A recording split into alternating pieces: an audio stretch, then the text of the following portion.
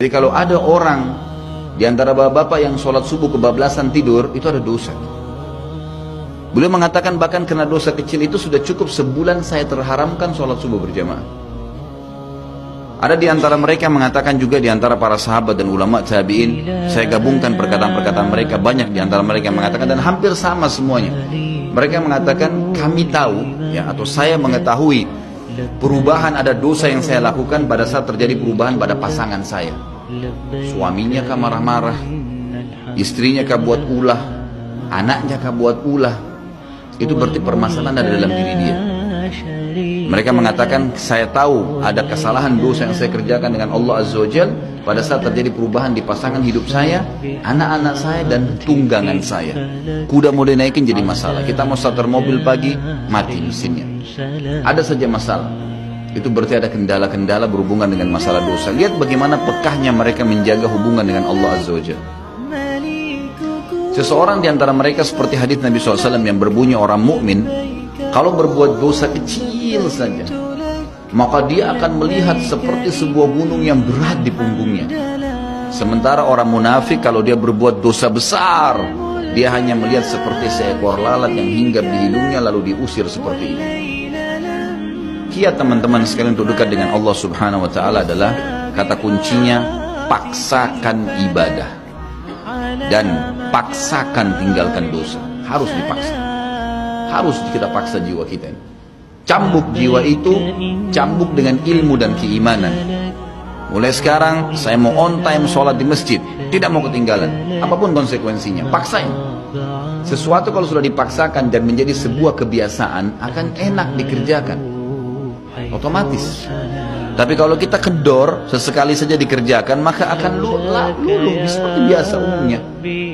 Begitu pula dengan dosa, paksain diri untuk tinggalkan. Lihat yang haram, turunkan pandangan. Mau beli sesuatu, tahan tangan itu supaya tidak beli. Paksa, nggak ada masalah kok. Tangan kita nggak putus kalau kita nggak beli DVD film yang tidak benar misalnya. Nggak masalah kok kuping kita nggak copot kalau kita nggak dengar musik misalnya. Alihkan ke Al-Quran. Setan goda, lawan. Jangan terus-menerus kendor, imannya seperti kerupuk. Sedikit diramas sudah hancur. Ini jangan. Sampai kapan Bapak Ibu mau terus berlale-lale dalam jauh dari Allah SWT? Sementara iman itu levelnya sangat jauh.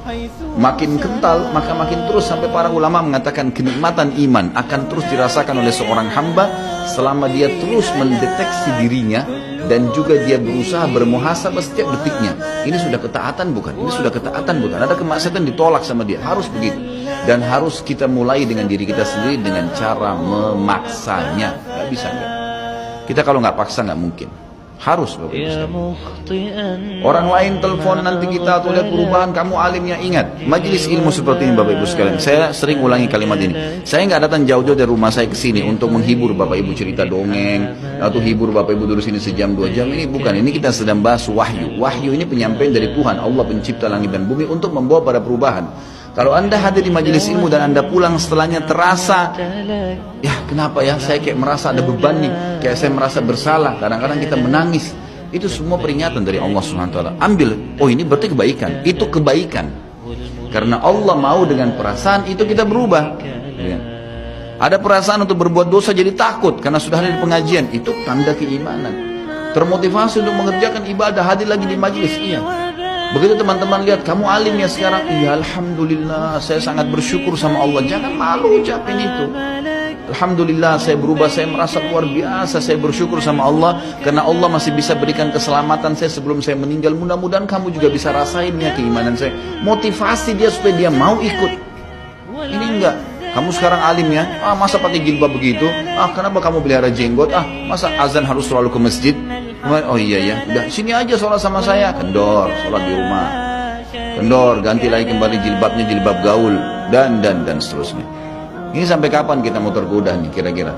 Waktu terus berjalan. Ingat, setiap peluang ibadah, Bapak Ibu sekalian, ingat Allah peringatkan Anda dan saya seperti cuma ini, penyampaian.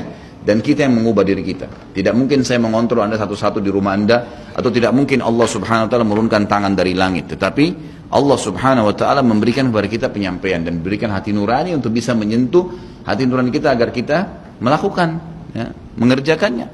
Harusnya begitu. Jangan pernah malu untuk berubah menjadi orang lebih baik. Yang malu itu kalau kita jadi orang lebih buruk.